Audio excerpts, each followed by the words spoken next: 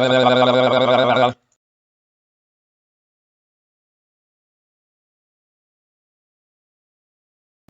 I'm Trevor.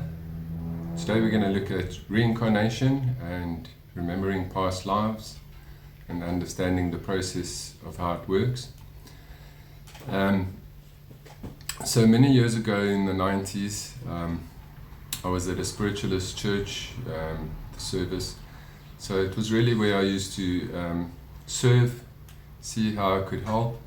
In other words, doing the healing and other work at the church. And after the service, a very old woman came up to me and she said to me, your family's waiting to work with you. So I said to her, but what do you mean? I don't think my family's going to work with me. She says, no, my Jewish family is waiting to work with me in a small room. So I looked at her all confused and I was like, what do you mean, my Jewish family? I'm not Jewish, not in this life. So she said, no, she sees a whole group of Jewish people in the spirit world and they're telling her they're waiting to work with me in a small room. So, and she was a medium. So I wasn't sure exactly what she meant until I had an experience. I was taken up to heaven. It was absolutely clear and brilliant, and I was on a green mountain, a huge rolling green mountain. And as I became aware of what was happening, in front of me stood approximately 50 people.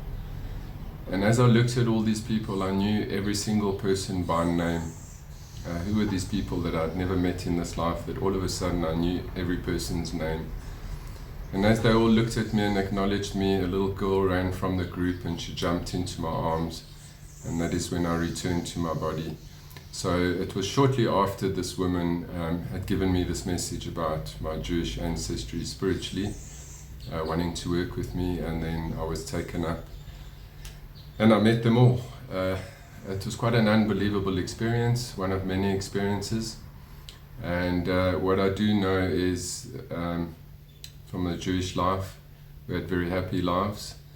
We had really big families, and there seemed to be a lot of harmony between everyone.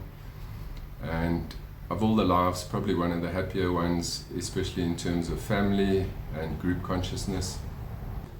So it was just interesting to see how Spirit at that time, as I was awakening, wanted me to know this, or my family wanted me to know this. And it was shortly after that that I started working on my own in a room, and they were guiding me from behind the scenes.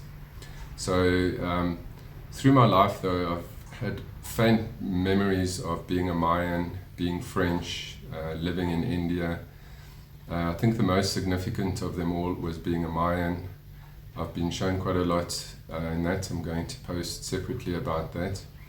But what's interesting here is that there is no separation in the spirit world from this world. It's an illusion. And also, if we think about racism or the different ethnic groups, it's also an illusion, because one life you could be Indian, one life a Jew, one life in Africa, and so it just continues. So if a person's ignorant enough to focus on racism, it shows that they've got no spiritual growth, no understanding in their consciousness of how the evolutionary process with humanity is actually working.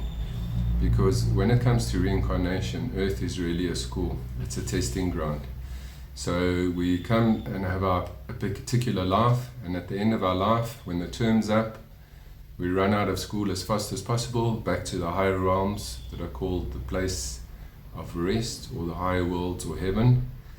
And we stay there for a certain amount of years. It could be 50, it could be hundreds of years before we choose a place with our celestial guardian in terms of what would be best for our development.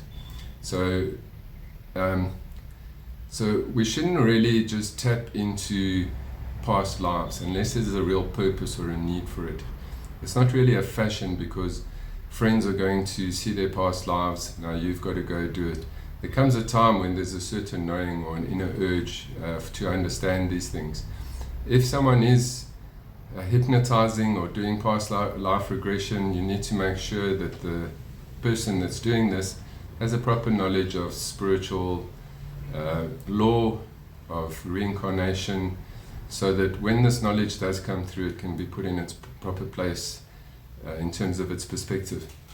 So also there is a danger in if you open up memories of past lives that are traumatic, that could be exceptionally powerful. That knowledge can seep back into this life. And it's really this life that's important.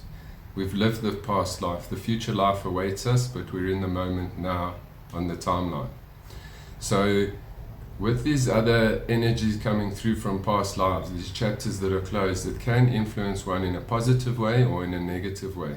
So it is said by the masters that we shouldn't really delve into these things, that we should really focus on the life that we have now, unless we've reached a point where we want to understand certain things in our life and how it relates to us in terms of past life karma. So as the scriptures say, the sins of the fathers unto the fourth generation. So really your past 4 lives make up who you are now. So your past 3 lives and this life that you're living now is already making the makeup for your life to come. So God gives us life, but we are the makers of our life. So even though the matrix of your life is already written before you are born, before you incarnate, with your input and your celestial guardian who knows what's better for you rather than what you know, what you think is better for yourself. So this is the whole philosophy behind it. There needs to be proper wisdom in dealing with these kind of things, that it's not illusions or things coming out the subconscious, but there is the truth of who you were and what you did. But as I said before, we need to have a real reason why we want to delve in this. It's not a fashion, it's not something we should delve in just unnecessarily. There are more important things spiritually to focus on, like your own development, seeing visions, and then getting your own guidance to get to a point where you can earn this or see it for yourself. I'm not saying there's anything wrong with past life regressions, but it needs to be done by a qualified person that understands reincarnation and spirituality. Remembering past lives is also not as easy as what people think. When you are young, it can filter through into your consciousness, and as a youngster you don't really understand what it is, or you seem to understand it at that point, but as you get older it sort of fades from the memory. So as you develop spiritually, as you start to align, and in particular when you reach that first step of alignment in your spiritual work, it's much easier to tap into these things or to receive them yourself, either in dream state or in a waking conscious state while in meditation. So there does come these intuitive moments like deja vu, where you have a feeling or a knowing about certain things. From young I was drawing the 6-pointed star of the Jewish cross. I was drawing Mayan deities straight out of my head without ever seeing these deities. So from young already I was guided subtly in my consciousness of trying to understand and figure out what these energies were that I was picking up. So just a word on that, we've got to realize Earth is a school, and we've come here to do certain work, and unless you're on the spiritual path and advancing, you shouldn't necessarily need to delve in such things. I'm going to post some interesting things about the Maya, what the Maya used to do, some of it in detail, so that you can sort of understand what they really did and not what historians or archaeologists are telling us they did, but something from personal experience, from first-hand accounts, and I hope you enjoyed this.